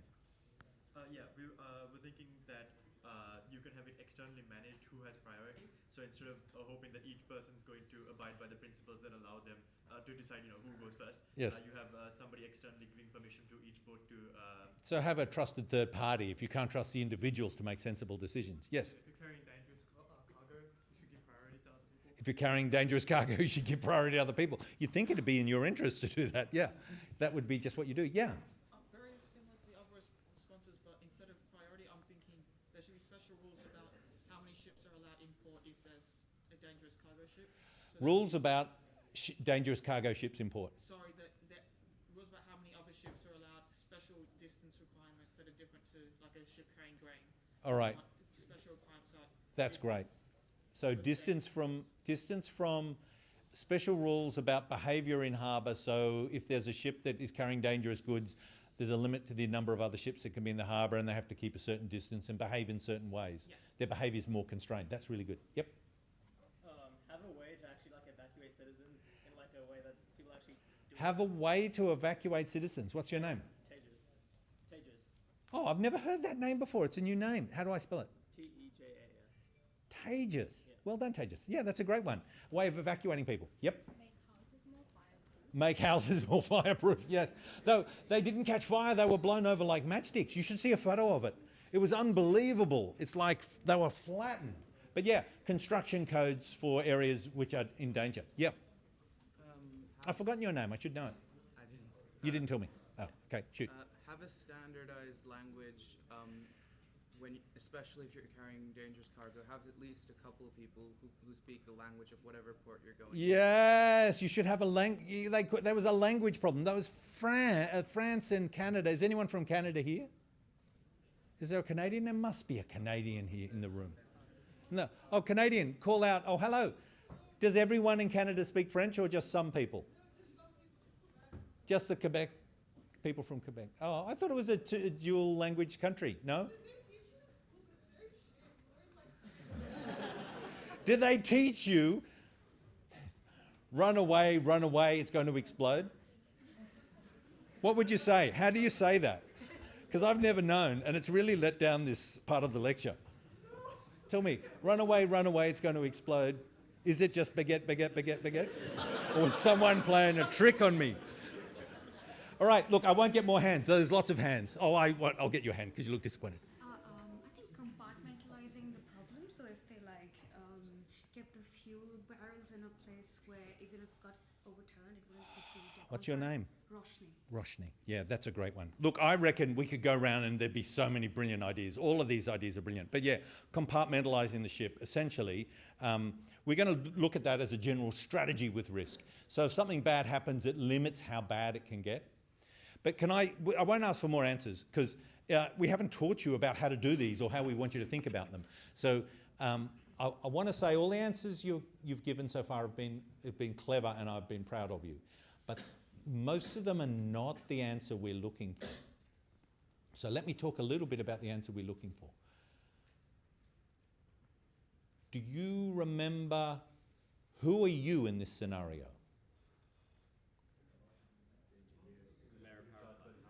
You're not the mayor of Halifax. You're a consultant. You're giving the report to the Mayor of Halifax. The Mayor of Halifax needs to know what changes he can do. Now, in lots of uni assignments or in maths assignments when you're in high school, there's a whole lot of word that's just colour text. I don't even know what's there. John buys 3 apples to put in every bag. He has 6 bags. How many apples has he bought? We don't really care that his name's John. We don't really care that they're apples. We don't care what the bags are made out of. It's all colour text. They might as well just ask you what's 6 times 4. But in these questions, we care deeply about it. This is a real world problem. And one of the complaints we get about graduates is when they encounter a real world problem, they give like a primary school sort of answer that's ignoring all the important things. Who are you giving the advice to? The Mayor of Halifax. What can the Mayor of Halifax do? Can the Mayor of Halifax mandate that there needs to be a French speaker on every boat in the ocean? No. Although it was a brilliant point and very clever, and I'd never thought of it before, and it was a real part of it. There is some communication breakdown here that you're drilling into. But notice you have to give recommendations that are relevant. And this is often newbie consultants get in a lot of trouble for this. They write a list of recommendations and the people commissioning it say, well, this is useless because I can't do these things. They're not in my power. You also have to think about, well, okay, I just want to think a bit more deeply. That most people, and I try and tell the story in a way that makes you think about this. I'm trying to trick you really. And this is the way I tell the story, is the way the newspapers told the story. Most people think stories like this are about right and wrong, and they're outraged. And there were, I think, 3 inquiries into this. And one of the inquiries, everyone got really angry with all the French sailors and locked them up. And then another inquiry, everyone got really angry with the Norwegian captain and tried to lock him up, but he was over in Norway and wouldn't come back. But we never care about blame. So don't be outraged. Yes, there is no doubt that Norwegian is a very annoying man. And there is no doubt that he caused the accident by not obeying the rules of the sea because he was impatient. But the problem is, how do we end up with a system where if you have an impatient ship's captain, 1,000 people die? This is the real question, because there's always an impatient ship captain. And it's not the blame of the impatient ship captain, though the newspapers will always try and find a scapegoat. The real problem is, how did this situation even happen? How come, and some of you addressed this, boats crammed full of explosives are allowed into a place where people live? How come in an environment where there are massive explosives allowed to be near people, there's no way of evacuating people? And we haven't planned and rehearsed for how to evacuate people. How come the Norwegian captain didn't know that he had to be super careful? That I'm going to place low down on the list, but it's still really important. It goes to the communication people a lot of people are talking about. We have to build a system that's going to be safe, even in the presence of human error or miscommunication. So what will probably happen in your tube when you get together in a group, you'll first get together, it will be given a scenario and you'll work it out in a pair, and you will find the other person in the pair thinks of things you've never thought about. And you'll be impressed. And I remember when I was very young, I used to think I was just so smart and everyone else was so stupid. And once I worked out the answer to something, I could go like this. I go, yeah, I worked out the answer. I know the answer. And I'd just sit there, or I'd start browsing on my phone, which hadn't even been invented yet. That's how clever I was. We never want you doing that. So hopefully what you'll find is when you talk with someone else in a pair, you'll find, although you've got brilliant ideas down one path, and you possibly, because you're extraordinarily clever, and you are extraordinarily clever, you might have gone down that path further than most people could have gone, and you've thought of really clever things. But you're talking with the people, you'll find there's someone who's gone down another path, and that path's interesting too. And that'll be when you're in pairs. And then when you get together in the 4, I'm hoping what you'll find is, oh yeah, okay, so we sorted this out and we think we've got the right answer and the pair of us has a great thing. But then when you get in the 4, you'll find the other pair thought of a whole lot of stuff you didn't even think about. And then and it'll keep happening as you cascade up. And it'll turn out that the wisdom of the class will come out with a solution that's far better than any one of you, no matter how smart you are, could ever have come up with by yourself. And just realizing that, and it took me a long time to realize that. I was a very arrogant young man. But realizing that, I think, was one of the best lessons I learned at uni, and hopefully is a lesson you're going to get. So you're going to get used to working together and analysing problems. You really have to listen to everyone else's ideas, not just think you know the answer and you don't have to shut up, you don't have to listen to everyone. And you work through it, and your ideas will be great, and their ideas will be great, and then somehow you have to prioritise them. But please, when you're asked a question, actually answer it. Don't think, oh, I wonder what the answer will be. I'll wait to the end and find out. It's useless. You're not developing your skill. It's like what I used to do, because I'm really interested in crosswords. I don't know if anyone ever does crosswords. And a couple of years ago, I tried to do the cryptic crossword. And I had no idea what the cryptic crossword was or how it worked. But I discovered I could get it completely correct every day, because the next day they print the answer.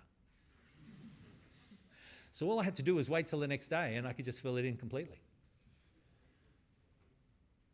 In a sense, that's good, but in a really profound sense, that's stupid, which is probably why you laughed, because I'm not actually learning crossword skills and I'm no better at the end. I'm just getting marks, or I'm just getting the crossword ticked off, or I'm getting things that don't matter. But actually what I really needed to do was work out how to do the cryptic crossword and then do it. And I did eventually slowly work out how the damn things worked. And that's what I want you to do. And at the end of this course, hopefully you'll be a little bit better at doing cryptic crosswords and analysis. So when you see a situation, and when they're interviewing you, they'll ask you, they'll say, this and this has happened, what do you recommend? And I hope you blow their socks off, that you think for a bit and you go, I've got 3 recommendations. The most important one is we should do this. The second one is we should think about this whole area. And the third one is we need to do this. And they'll go, wow, that's amazing. That's my dream. So that's the case studies. Does everyone understand the case studies now? Are there tutors in the room? I think I saw some tutors over here. Yeah. Oh, hey, lots of them. So case study this week. Oh, no, don't say what it is. Is it the one I think it is? Yeah. Yes. That's the one we talked about in the meeting last week. Yeah. It's so good, isn't it? Yeah, it's a very good one. It's a very good one. So yeah, don't be too smug thinking you've got the right answer. It's the only clue I'm going to give.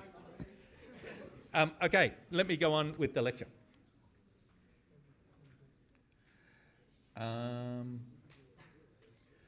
Okay, I'm just going to race over some things that you just need to know very quickly, and then we'll get to the interesting bit. Physical security, it's a foundation for everything. I said that yesterday. If you don't have physical security, it's game over. It's very hard to get right. I'd say it's extraordinarily hard to get right. I'd like you to now be in the habit of, as you walk around, noticing where people get physical security wrong. And years ago, we were invited up to, me and a group of students, were invited up to the top level of the library where the IT security people used to be. And they wanted us to do a project with them about IT security. And I had some quite senior students, and we went up in the lift. I don't think this was your time, Chris. You weren't in this? This was probably before your time. Yep.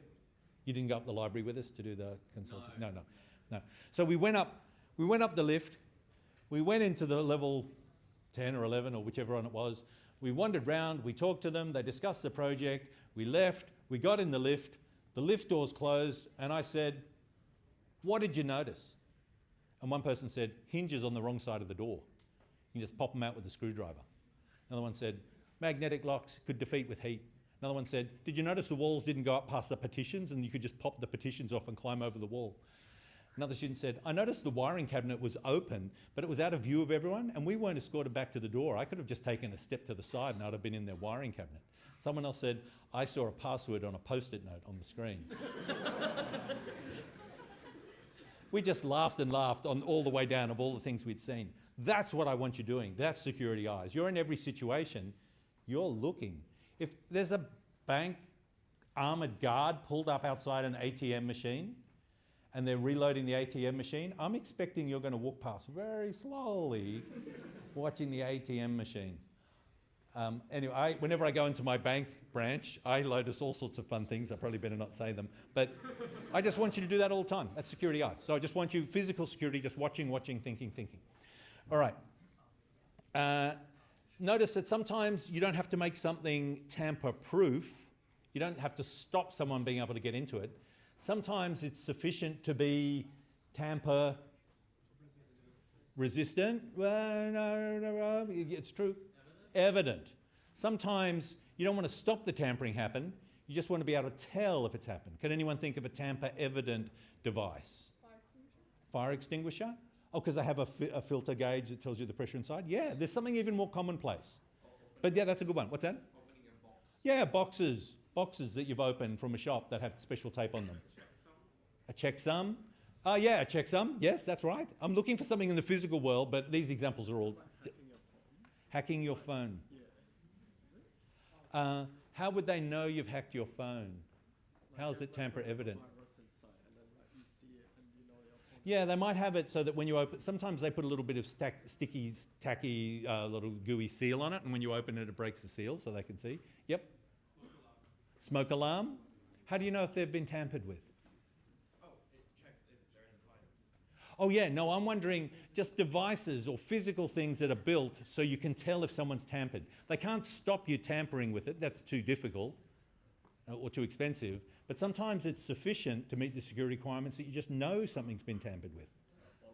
Bottle cap, that's the one I was looking for. You don't want people putting poison in your bottles. It's too hard for them to invent a bottle cap that can't be opened until after you've bought the bottle. But they put on bottle caps now these little thin plastic things. So you can tell when someone opens a bottle. So first thing you should do, Chris, are you paying attention in this lecture? Are you writing root things in the course notes again? He does it every year.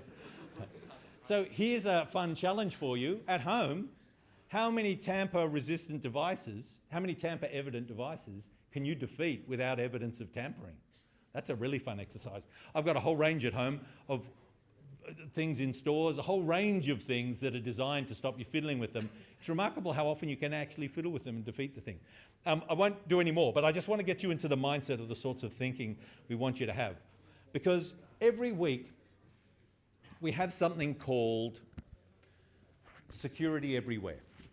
And how Security Everywhere works is every week we want you to notice something that's a real-world application of something we've talked about in the lectures and submit a photo of it. And you'll all submit your photos and we'll have this massive scroll every week of 900 photos. So you might submit a photo of someone insufficiently doing tamper evidence. Yeah, a tamper evident device, or you might submit a photo of anything. Can't wait to see your photos. But real world examples of things we've done. Security Everywhere it's called. It's really, really fun. And as we do more and more arcane topics and advanced topics as we move through the course, you'll still find real world analogues of all those topics and you'll be able to find fantastic photos of them and post them. So yeah, and the reason we do that is I just want your eyes open now. I want you to, as you're walking around all week, be thinking, what photo can I put in? What's something in the real world that corresponds to what we covered this week? And then when you get it, you'll go, oh, look at that. The way they've set up the letterbox next to that door. Oh, good grief. And you'll send a picture of that and we'll all laugh and laugh and laugh and laugh and laugh. You could find examples of security theatre. That's a great one. Think just now, can you think of something in your life, recently ideally, that is an example of security theatre? Now we've set that up, actually, we've got the QR code set up. It is. I can make it live as soon as you... Yeah, make it live. Let's do it. Everyone just start thinking about it now. I'll keep doing the lecture for a little bit, but then eventually we'll give you the QR code and you can type it in. But just think of something in your life that you've seen that is an example of security theatre. But let's keep going. I'll give you a minute or two to type it in later on. Quite soon. All right, here we go. Super fast now. Shh, shh, shh, shh, shh. Everyone concentrate. Guys, you need to get off the Wi-Fi so I can actually hit upload. Oh man, this is so funny. I will... I can't upload it because everyone's gone to get the QR code. Oh wow, oh wow. We didn't plan that very well, did we? So I will find that email address for IT support, but maybe you can just find it yourself and don't say Richard told me to write this or it's instantly nullified in its usefulness. Just write saying, hi, I was in a lecture last night in this theatre and we didn't have Uniwide and it actually interfered with the lecturer and the release of the activities and I couldn't take my notes. Is there some way you can fix that problem, please? And if you're online, if you could say, we didn't get good streaming last night. Is there some way you can get better interference? Yeah. I'm just letting you know that there has been an announcement that something is wrong with Uniwide. Something is wrong with Uniwide. As in, there's a all staff announcement. Ah, cool. So there you go. That doesn't fix the That doesn't fix the problem. So they'll be, so yeah, don't say my name or I'll get in trouble now. But it would be nice if they gave us a wired connection down here. Thanks, Lyria. Okay, I'm going to go through this really quickly because we're not going to open it just yet. There's a couple of points I want to make. So just focus. Recon. The start of every attack is recon, or most attacks. So the bad guy will try and find out information about what they're attacking. The more information, the easier it is to attack something. So the recon phase can be passive or active. Passive is you just look at things without doing anything, without giving away that you exist. I guess you could look at a web page which will submit a web request, so it'll be clear that you've submitted a web request. But let's say that's still fairly passive. Active is when you actually send packets in, or you walk into the building and you take some stationery, or you go to their bins and go through them or something like that. Dumpster diving, that's called. That's all recon, but that's active, and it exposes you to more chance of being discovered. Passive recon is where they don't even know you've done the recon. We're going to do lots of passive recon of a sort in this course, but can I just remind everyone that the Good Conduct Code, the Good Faith Policy, we don't want you investigating or stalking or following anyone in the real world unless you've got their permission. So yeah, don't stalk crazy people. We'll give you lots of stalking things you can do and things you can recon, but do the things we give you. Don't think it'd be funny to stalk someone. There is a few exceptions. It's fine to stalk Elon Musk. It's fine to stalk Putin, just don't say my name. Okay? But don't go and try and stalk the Prime Minister and work out where he lives or where his children are or their names or any. That's just so not good thing to do. Please don't do it. And it's also not respectful to people. We're going to talk a bit about privacy, and it's just not the right thing to do. It's surprisingly easy to do recon. Years ago, we used to have a recon exercise where everyone had to recon a company, and I gave everyone real companies. And they had to recon them and work out the name of the managing director and the name of the firm that did their cleaning. We think of a supply chain attack if you wanted to infiltrate the cleaning firm, and the name of the company that did their database backups and things like that. And we just gave everyone fairly small companies, and I thought it was a fairly innocuous exercise. And Google had just started up in Sydney, and one team got Google Sydney, the Sydney office, as their target. And the next day, the Vice-Chancellor got an email from, I think, Alan Noble, head of engineering at Google at the time, saying, I hear that some of your students are trying to recon our offices, and we believe strictly and firmly in privacy at Google, and we don't think that that should happen. And what blew me away is the people in that team that got given Google hadn't told anyone else they'd got Google, they said, and they hadn't told Google they'd got Google. But they had discussed it amongst themselves on Gmail.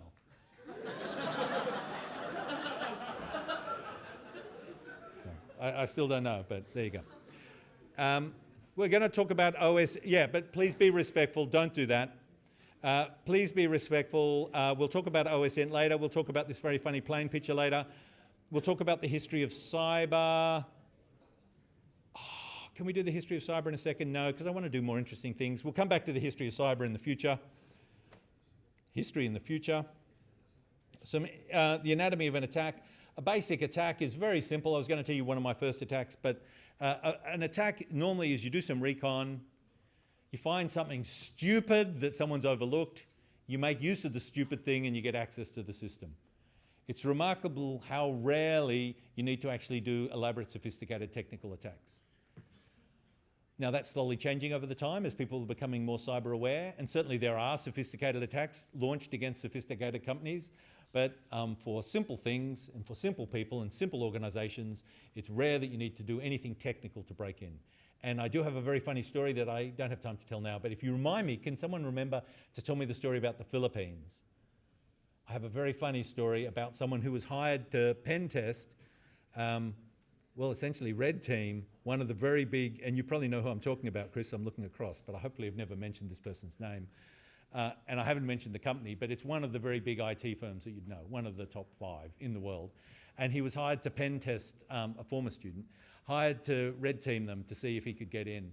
And his target was to either get the MD, the managing director, or the chief financial officer to click on a link and he got the managing director to click on a link. And it took him a month of stuffing around, not doing anything, and feeling guilty about not doing anything because he's a procrastinator.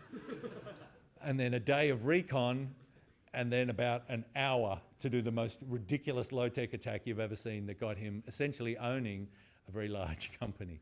And I will tell you details of the attack one day if you remind me. It's the Philippines story. Just remind me about that. Because he went in through the Philippines. Okay, so but the point of that is, and I'm not telling the story, but I want you to get the point, technical things are very interesting and we will look at them. But just be aware, the low-hanging fruit, it's usually just human error and non-technical things that are the easiest way for an attacker to get in. And an attacker will always target the easiest way, unless they've got other constraints on them, because it's just more efficient for them to do it. So if you can get in an easy way without giving away some of your special tools, then why wouldn't you go in that way? If there's a vulnerability, do I have that chart of vulnerabilities? Here we have them. So this is a list from February. This is more than a decade old, this list. If the day that a company discovers that there's something wrong in their system, that there's a vulnerability and it needs to be patched, we're going to call that day 1. And if it takes them 5 days to patch it, then it's not patched until day 6. So that's 5 days that a bad guy could use it. If the bad guy knows the vulnerability before the company even knows about it, we call that day 0. Though, if you're a hacker, you pronounce 0 as O. So O day is what it used to be called. But I have heard lots of people say 0 days now. Weird. So O days, 0 days are vulnerabilities you know in software that the company doesn't know about yet, so they haven't even tried to fix them. There are people who make money by finding O days and selling them. And you can actually buy packs of O days. They all get bundled together, and for different prices you can get different packs. Often they come with all sorts of legal requirements on them that you can't tell the company about them, and so on and so on. This is a list from 2012 of the list for the price for O days to let you break into certain systems. So to break into anything from Adobe, really, nothing. To break into Mac OS X, it costs $20,000 to $50,000. To break into Android costs more. Gee, that's changed so much. To break into Flash, well, that's weird. To break into Word, oh wow, these have all changed. Okay, to break into Windows, and look, iOS, the most expensive to break into. The FBI, how much did they end up paying? Oh, what are you going to say, Chris? Yeah, iOS 2015, they paid out a $1 million Yeah. bug bounty. That was 10 years ago now. Yeah, so yeah. iOS that was the FBI paid that out, didn't they? They needed to get that guy. I actually think Apple just paid out a couple of these in the past. Oh, in terms of bug bounties. Bug bounties. Yeah, yeah. Website that average is $40,000. They pay, yeah, yeah. So now the companies realize they'd rather buy the O days from you than have you sell them to the bad guys. So they have programs called bug bounty programs. And if you find a vulnerability, you can sell it to the company and then they'll fix it. Yep. Just on that, because bug bounties are paying so highly, the bad guys will pay more for them because they have because they're bad. Implications Yes. around it. So if you have a choice, you're going with the ethical one. If otherwise, you're going to take more money. Yeah. Yep. So Don't do that. $1 million from Apple or more. Yeah. Well, no, Adobe if you find a vulnerability in an Adobe product, they give you $1.50 and a lollipop, I believe. So that's their sweetener. They don't even give you a subscription because it's a vulnerability. No one was taking them up. Okay, so here's my challenge for you. Can you try and update this list for 2024? This list is 10 years old. So see if you can find how much it costs. So this is the world we're in now of cyber, that it's become business and that people specialize. So you don't even have to be an elite hacker to find a vulnerability to break into something. You just got to have a bank balance and you buy a vulnerability and you can break into someone. And actually you can buy all the other services. There's malware as a service, there's ransomware as a service. You can buy these services and there's specialists who will deliver them all for you. Okay, I won't talk much about that. I won't talk about that. I promised Leary we wouldn't skip things. Leary, I'm just going to delete these out of the slides and we'll put them in next week. Because I wanted to get to this question. Can we ever be secure? Are we now in just the Wild West, but one day we'll understand all the securities and then we'll be able to patch and fix and we will be secure? Is, in other words, this a temporary anomalous time of change and eventually cyber people will be out of work and there won't be things? It's an interesting question, and I've talked about it with lots of really smart people in the profession. The general consensus, and it's what I believe, is this will keep going forever. Because vulnerabilities exist when the systems are so complex that humans make mistakes when we design them. And those mistakes arise out of the complexity of the system. If the system was really simple, we could make it secure, but no one wants a simple system. We want a system that can drive the car, that displays the clock in the top left-hand corner, that lets you also do this and share it over messages, and at the same time should do this and that. You know, we just add more features. I think it's a nature of humans that our reach exceeds our grasp. We're just always trying to build the most complex system we can at any instant with the funds we have available and resources we have available. I was speaking to an engineer at Meta who works on the facial things, the augmented reality things they're doing. And he said that to stop people feel sick when they put them on, what they do now is they run a GPU and they estimate the velocity they identify all the objects in the scene and they place them in 3D space and they estimate their velocity, and then they roll forward into the future to predict what things will look like in the future, and they show you that. So what you're seeing doesn't then have that lag, that processing lag, because even a tiny lag of a few milliseconds is enough to make you start feeling sick. And he said they can just adjust how far in the future they go, and when they hit a sweet spot, it's just like wearing glasses, you don't do it. But they have to run a GPU, constantly analysing, assessing, breaking the scene into components, doing all sorts of AI, projecting into the future and so on. He said that's really compute intensive. And he said their limit is 10 watts. The device can't use more than 10 watts. And it's got nothing to do with batteries. Can anyone guess why it's 10 watts? Cooling. It generates heat. He says if you wear a really good one with a really big GPU, after a couple of minutes you have to take it off and your face is covered in sweat. So that's the constraints. You can see they're just pushing it to the limit. So their whole team is trying to do the best compute they can, the best prediction, on the best GPU with the best AI, and they're just straining at the limits. And if someone comes out with a slightly faster chip tomorrow and they're going to do it straight away. We always want to do the best we can, the most complex we can. And I think that is our fatal human flaw. We will always build complex systems. Complex systems are too hard to understand, so they will have errors in them. Bad guys can always exploit errors. So I think these are the patterns we're going to see. We always have complexity, so we'll always have vulnerabilities. I've talked about top men. Have I talked about user error? We'll always have user error. Bad guys work by exploiting our trust. These are just the touch points I wanted to mention. Cutting corners. Yeah, people cut corners. I was speaking to a hacker once whose job it was to find O-Days and sell them. He's very wealthy now. And he said one of the things he used to do, and actually I think Shubs used to do this too, he'd look on open source projects and he'd find a bug. And then he'd look to see who contributed that bug. And then he'd find every piece of software that person had ever been involved in. And he said, it's so fruitful.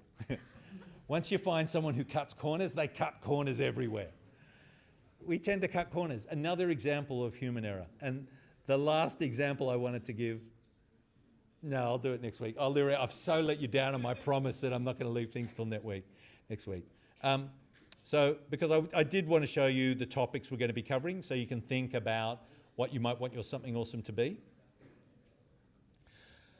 Here they are. In week 1, we're doing security and engineering security. That's what we've just done. In week 2, we're looking at risk and trust in the Monday lecture. Lawyers don't have to come, but if you're interested in risk, you might want to come. Risk is something that cuts across everything. We're looking at secrets in the Tuesday lecture and the characteristics of secrets and how security depends on secrets and the structural weaknesses of secrets. In week 3, we're looking at how to measure information, how to measure security, do some of those engineering calculations on security. And we're also starting to look at modern ciphers, post the Enigma machine, and just the ideas behind them. On the Tuesday lecture, we're looking at humans, human weaknesses, human flaws. You're taking a photo, but this is hopefully all available. Hopefully you can just click through this on the lecture slide page. And if you can't see it, please let us know. We're talking about, on week 4, we talk about confidentiality, protocols to give confidentiality, asymmetric encryption, and ciphers in general. On the Monday lecture, might be fun for lawyers. And on the Tuesday lectures, We're looking at one of the most underrated and important topics in cybersecurity, which is insiders. Sometimes the attack doesn't come from the outside, and we put all our effort into defending it. None of you said this in burgling a house. What's the easiest house to burgle? Your own house. Surprising how many security features just don't work. We look at integrity and protocols, and we look at privacy. Okay. And here is, we've reached the end now. Here's the summary of the something awesome. Just let me finish and then we're done. You can audit something, which means analyze it and do an analysis report. Pick something fun or important, and we gave an example today, and audit that. The project can be to make something, but it should be a challenge you care about. The challenge can be to learn something. Maybe you want to learn how to lockpick. We had a policeman doing the course once, and he really wanted to learn how to lockpick. And he sent us a photo from the bunker, wherever he was. I don't know if he's a normal policeman. And they had a whiteboard, and he'd got the whole team working it. They had all these challenges, and they were ticking them off as they did them. And there's a whole army of police now that know how to lockpick. You might want to do a CTF online. You might want to learn something to do with coding, but make it security related. Show the QR. Oh, I haven't showed the QR code. Where is it, Chris? It's on WebCMS, same place as last time. Collaborative lecture notes on the left-hand side. Oh, okay. Well,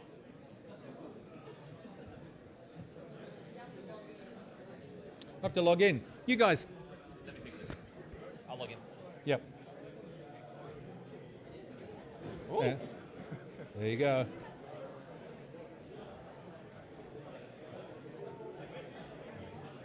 Unlikely to Yeah, work. give it a sec. WebCMS is being pinged.